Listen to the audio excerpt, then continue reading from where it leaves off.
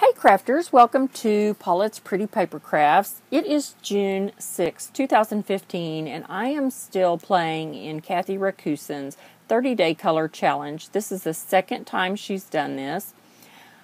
I have done, I guess, my other video for today for the Pretty Pink Posh watercolor blog hop was using this same flower and leaf image, but it was completely different. And as I mentioned in that video, this large stamp scares me.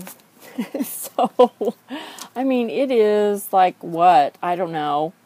It's almost about a 4.5 inch by 4.5 inch flower.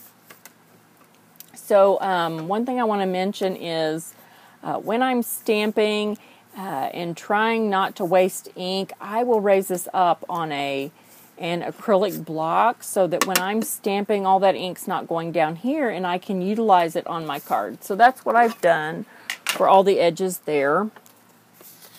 I have chosen some Copic markers, and when I actually sat down here and I was waiting for Capture app, which is eternally slow, to upload my previous video, I chose some blue markers, and then I went, oh, that's going to be so boring. So I was sitting here going, what can I paint this flower? So I chose these two colors, E95 and RV55. And then I said, oh, I need a dark, so I went with RV69. And then I need a green that's darker than this funny mix green, and so I chose olive. So I don't know if I'm going to use the green yet or not. So anyway, let's just, I guess I need a blender as well. On one of the days, Kathy showed us how to take a lighter pen and touch a darker pen and bring that color to bridge a gap. And I love that. So that's kind of what I'm going to do here. We'll see. We'll see how it works out. I'm going to go ahead and put some blender down first. So I probably will have to work in sections. And we'll just see how that goes. I never use this stamp because I just don't know how to color it. I don't know what to do. So I'm just going to do something that I have no idea, and we're going to see if it works or if it doesn't work. And I'm going to take this is going to be my middle color. I think I've done this wrong. I think I'm going the wrong way with it. I need to be picking that middle color up with my light color here. So maybe I'll get with the program here in a minute and bridge the gap between the two colors, which I think is just so cool. All right, well, let's just keep going with that. So let's put down some more blender. I'm going to do 3 at a time, and we'll just see if that continues to work okay. And I'm going to get this ink everywhere, I can tell you right now. And I'm going wrong. I needed to put this light down in here first. So I'm going to use the other side of the marker. Okay.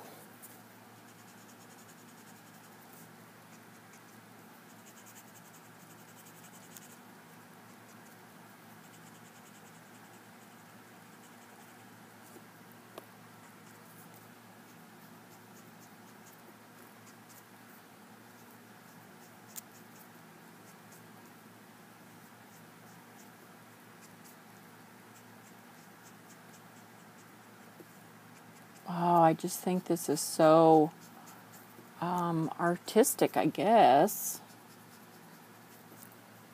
Okay, so I'm going to stop the video because this is going to be until I get around. Okay, so I've gone around kind of the outside, and I don't know if you noticed when I started, I was being really sloppy and I was leaving lots of little white areas here on the edges. I wasn't getting right in there really good, so I've kind of gone back around and tried to fill in any of those areas, and then I've got some that weren't very... They look very bobbly instead of filled in. And then I decided I needed to be doing kind of this dark color in those little hash marks, which I wasn't even paying attention to before. And there's even some petals in here that don't have them, and I feel like there should be a little bit in there, so I'm just gonna kind of do my own thing there and add some.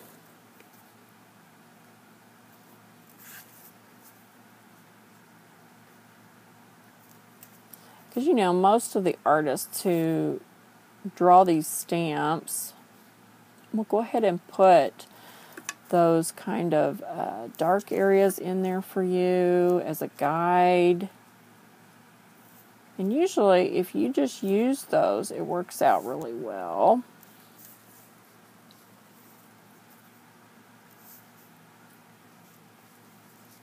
And I did have to refill my blender pen, and I want to, I got excited. I was in a hurry, and I yanked this off. This brush tip only goes to about right there.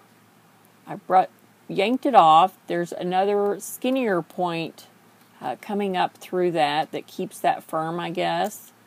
And I jammed it back on there, and it did pop back into place. So be wary of that.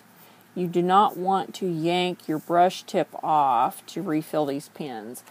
You want to pull this out because this is one long continuous piece stuck down in there.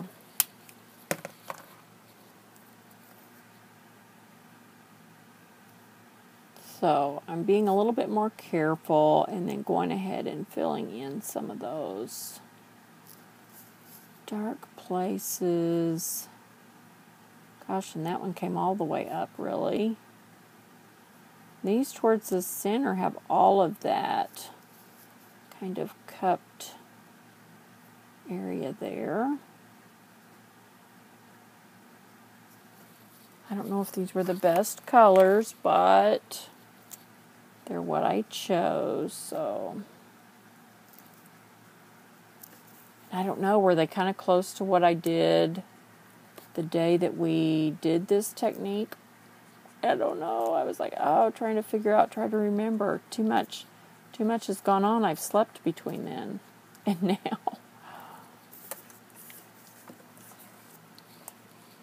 Okay, so I need blender pen again.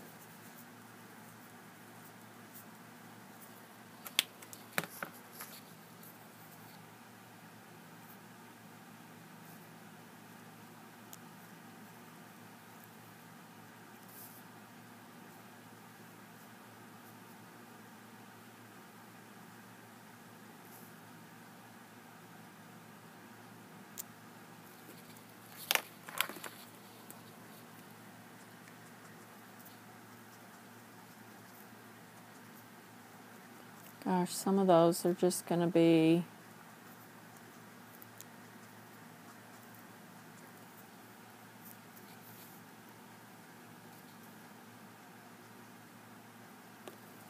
just going to be kind of dark. Okay, let's do that one last. No, I guess no, there's actually 1, 2, 3, 4. Here's a little bitty one that I missed.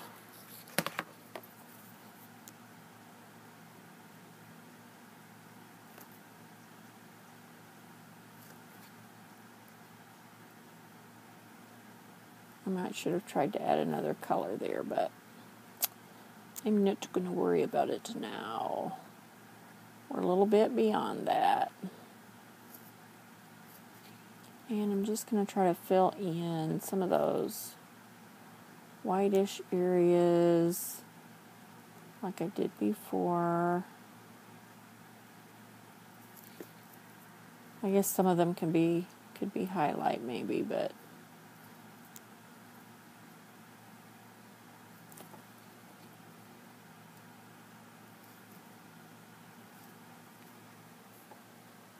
okay, I think that's pretty good. Let's go ahead and just dab some of this light on the tips of those. And I'm going to do my bridging color.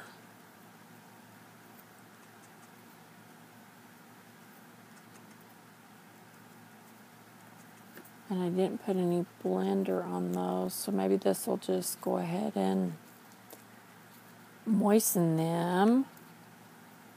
And then when I add some of that dark color,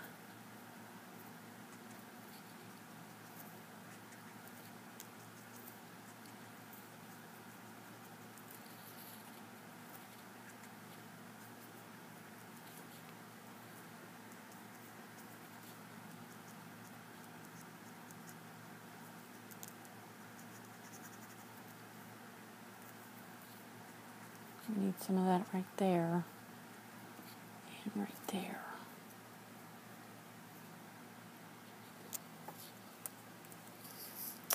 Okay.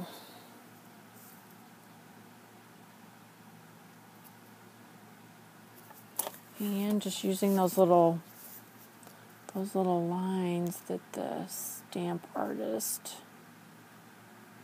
already put in there.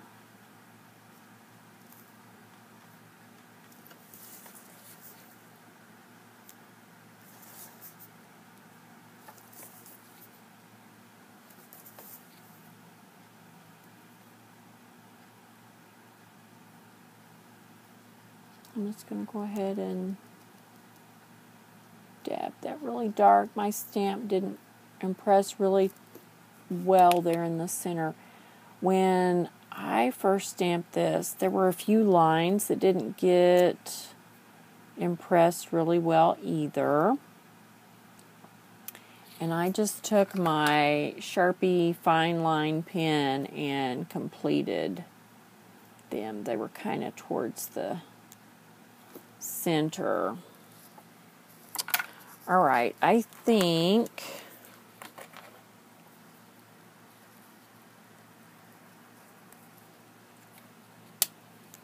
I'm done with those.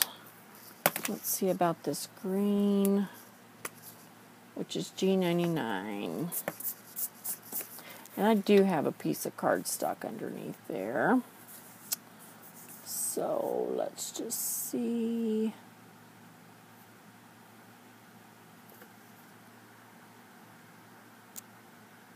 I don't know, I might have been best off to leave those alone.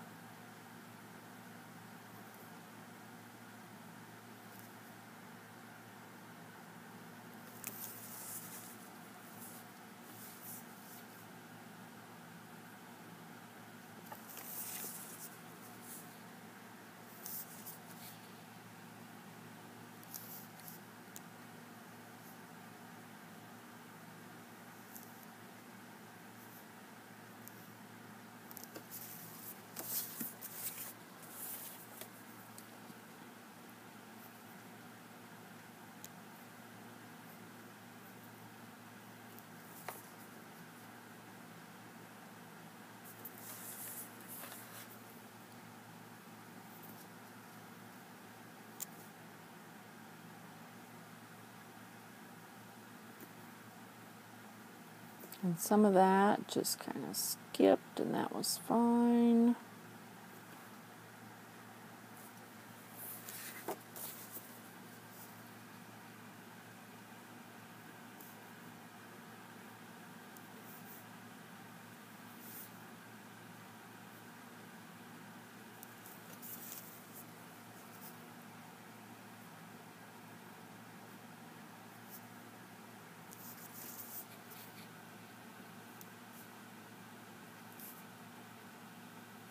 Some of those were kind of irregular anyway because the stamp wasn't fully loaded.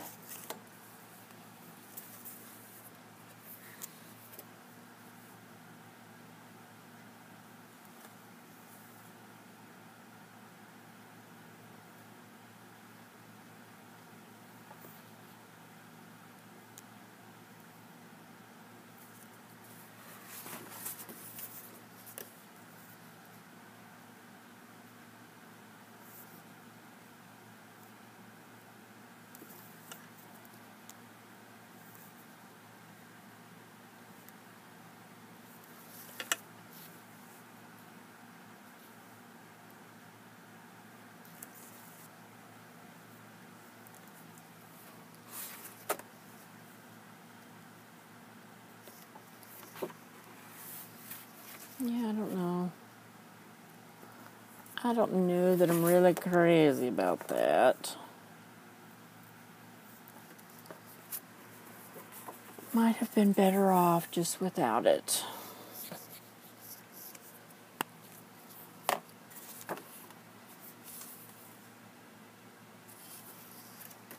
And maybe just a little bit more of one of these colors up here. Fill in a little bit more of that white.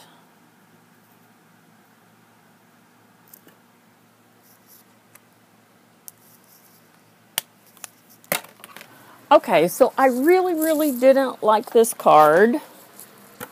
I like the coloring on it, but it needed something else. So while I was in bed last night, I was like, oh, what can I do? What can I do to that card? And I decided to make a vase out of it.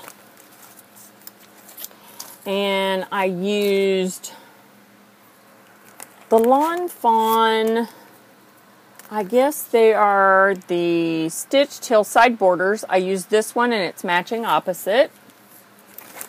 And so that the bottom was the same, I used this pretty Pink Posh.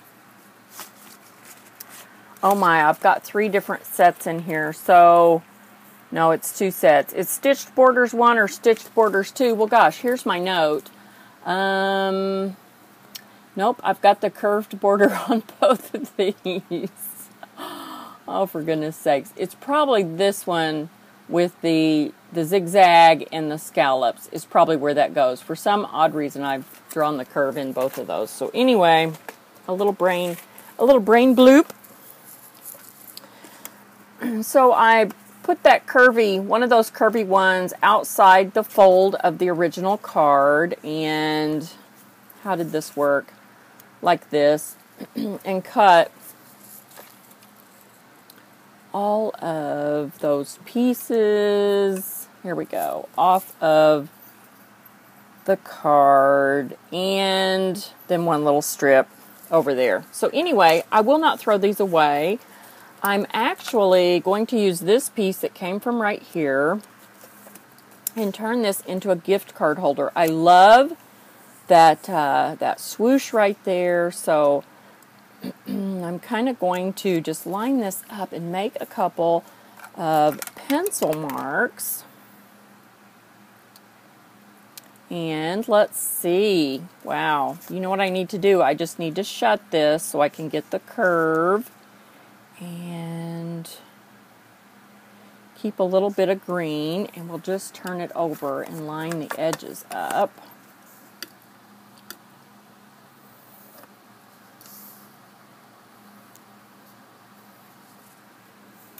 And I don't know if that's going to be enough. Let's just test it and see. I've got a gift card here from Barnes and Noble. I can't even talk. That is for our daughter-in-law. We're celebrating her birthday today on Sunday. I've actually slept 2 nights from the time I actually colored this card. And yeah, that'll fit in there. If I glue the edges, it will still fit in there. So let's just run with that. I was going to try to fold the edges down and make an official pocket, but that is not going to work. So I'm just going to take some scissors and trim those. And I really need to be cutting inside the pencil line because coloring outside the edge of this would make that bigger. So let's just see. Yeah, I need just a little bit more of a curve right there. And then I need to cut a whole lot more off of that side. So let's just lay this back in here. And I'm going to need to go this much. And then a little bit past that. So I'm going to remove the card and just shave it again. And we'll see how we did there.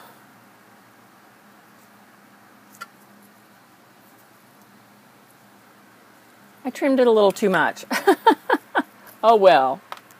It is not going to matter. So I'm just going to go ahead and put some glue in here. And to even make this work better, I'm going to go ahead and lay the card inside there because it's going to take up a little bit of bulk anyway. Yeesh, I just dropped that, but it's okay. It's all right.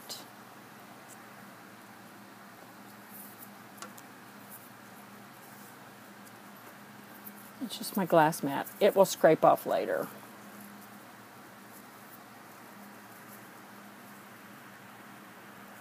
Oh, this is so much better than the original card, and I will write her a little birthday message up there, and that is just going to be wonderful.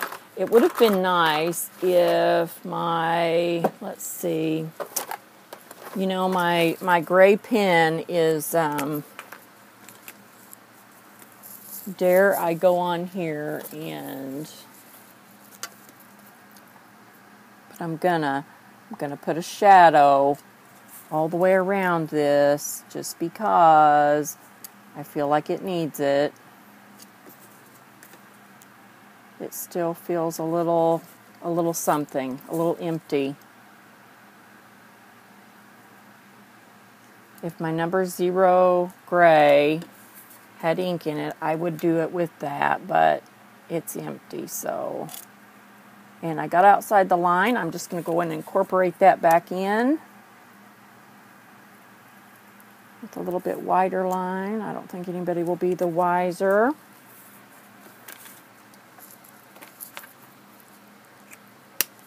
And there we go. Finished gift card holder. I really like it. If you have any questions, be sure and let me know.